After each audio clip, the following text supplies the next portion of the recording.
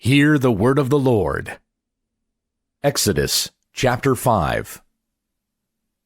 And afterward Moses and Aaron came and said to Pharaoh, Thus says Yahweh, the God of Israel, Let my people go, that they may celebrate a feast to me in the wilderness. But Pharaoh said, Who is Yahweh, that I should listen to his voice to let Israel go? I do not know Yahweh, and also I will not let Israel go. Then they said, The God of the Hebrews has met with us. Please let us go a 3 days' journey into the wilderness, that we may sacrifice to Yahweh our God, lest he confront us with pestilence or with the sword. But the king of Egypt said to them, Moses and Aaron, why do you draw the people away from their work? Get back to your hard labors. And Pharaoh said, Look, the people of the land are now many, and you would have them cease from their hard labors. So on that day, Pharaoh commanded the taskmasters over the people and their foremen, saying, You are no longer to give the people straw to make brick as previously. Let them go and gather straw for themselves. But the quota of bricks which they were making previously, you shall set upon them. You are not to reduce any of it, because they are lazy. Therefore they are crying out, Let us go and sacrifice to our God. Let their slavery be hard on the men, and let them work at it, so that they will have no regard for false words. So the taskmasters of the people and their foremen went out and spoke to the people, saying, Thus says Pharaoh, I am not going to give you any straw. You go and get straw for yourselves wherever you can find it, but no amount of your slave labor will be reduced. So the people scattered through all the land of Egypt to gather stubble for straw. And the taskmasters were pressing them, saying, Complete your work quota, the daily amount, just as when there was straw.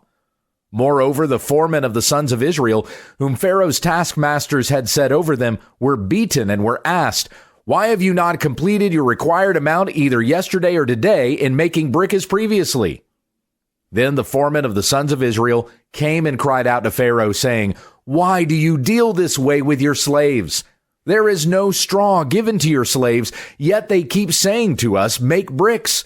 And behold, your slaves are being beaten, but it is the sin of your own people.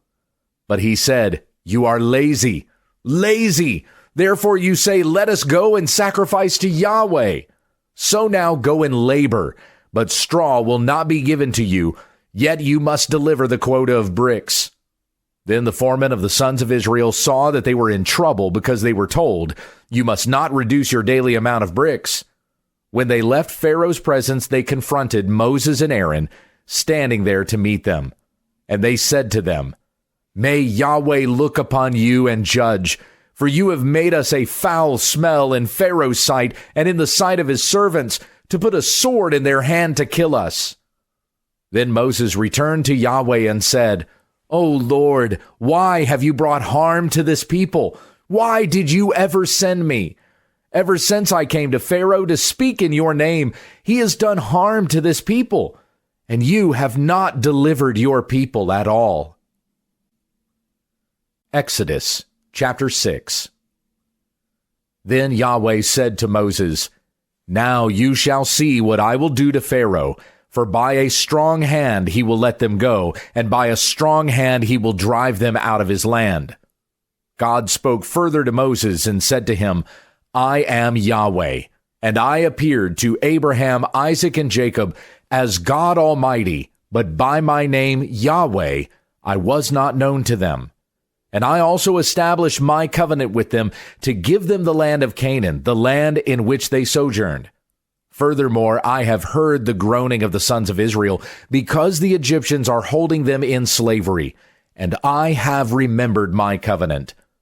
Say therefore to the sons of Israel, I am Yahweh, and I will bring you out from under the hard labors of the Egyptians, and I will deliver you from their slavery. I will also redeem you with an outstretched arm and with great judgments. Then I will take you for my people, and I will be your God. And you shall know that I am Yahweh your God, who brought you out from under the hard labors of the Egyptians. And I will bring you to the land which I swore to give to Abraham, to Isaac, and to Jacob, and I will give it to you for a possession. I am Yahweh." So Moses spoke thus to the sons of Israel, but they did not listen to Moses on account of their weakness of spirit and hard slavery. Now Yahweh spoke to Moses, saying, "Come, tell Pharaoh king of Egypt to let the sons of Israel go out of his land." But Moses spoke before Yahweh, saying, "Behold, the sons of Israel have not listened to me. How then will Pharaoh listen to me, for I am of uncircumcised lips?" Then Yahweh spoke to Moses and to Aaron, and gave them a command for the sons of Israel and for Pharaoh king of Egypt, to bring the sons of Israel out of the land of Egypt. These are the heads of their fathers' households: the sons of Reuben, Israel's firstborn, Hanok and Palu, Hezron and Carmi. These are the families of Reuben.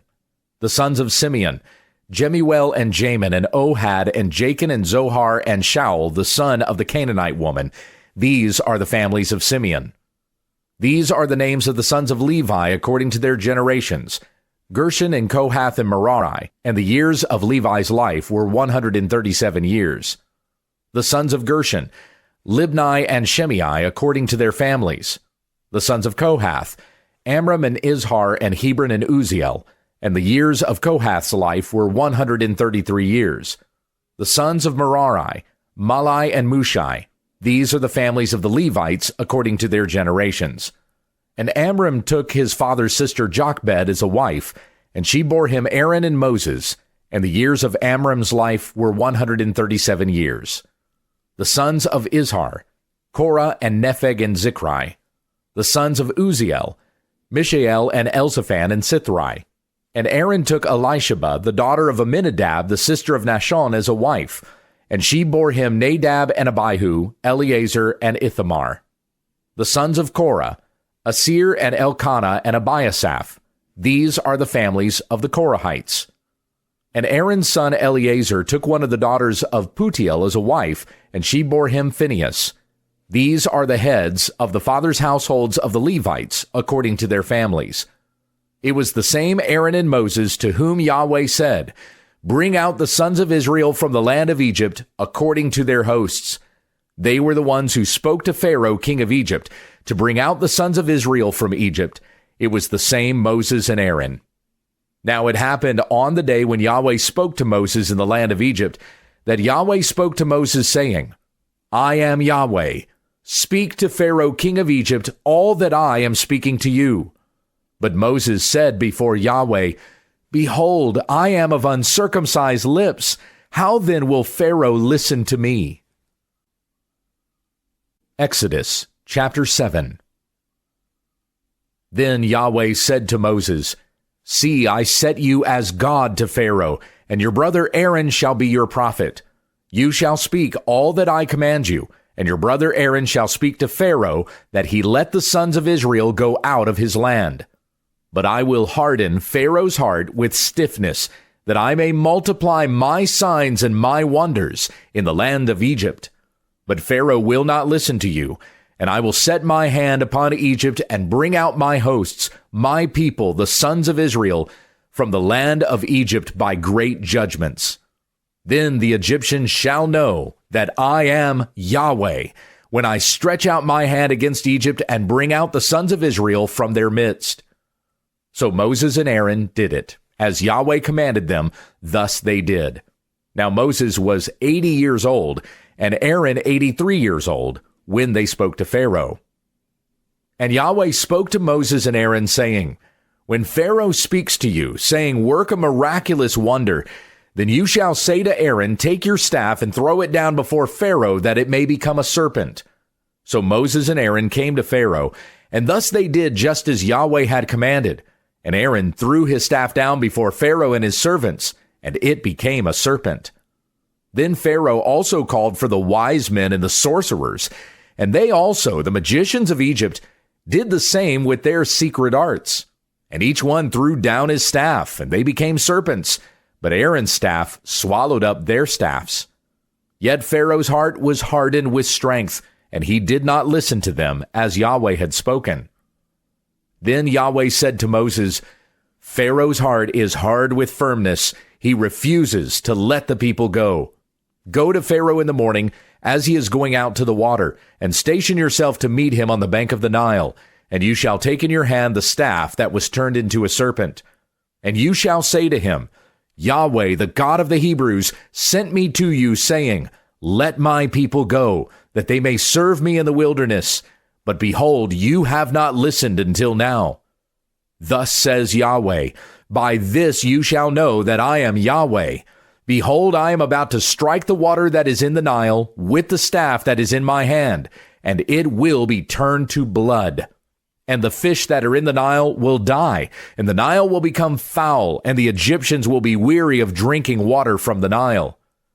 Then Yahweh said to Moses, Say to Aaron, Take your staff and stretch out your hand over the waters of Egypt, over their rivers, over their streams, and over their pools, and over all their reservoirs of water, that they may become blood. And there will be blood throughout all the land of Egypt, both in vessels of wood and in vessels of stone. So Moses and Aaron did thus, as Yahweh had commanded. And he raised up the staff and struck the water that was in the Nile, in the sight of Pharaoh and in the sight of his servants, and all the water that was in the Nile was turned to blood. And the fish that were in the Nile died, and the Nile became foul, so that the Egyptians could not drink water from the Nile, and the blood was through all the land of Egypt. Yet the magicians of Egypt did the same with their secret arts, and Pharaoh's heart was hardened with strength, and he did not listen to them as Yahweh had spoken. Then Pharaoh turned and went into his house, and he did not set his heart even on this.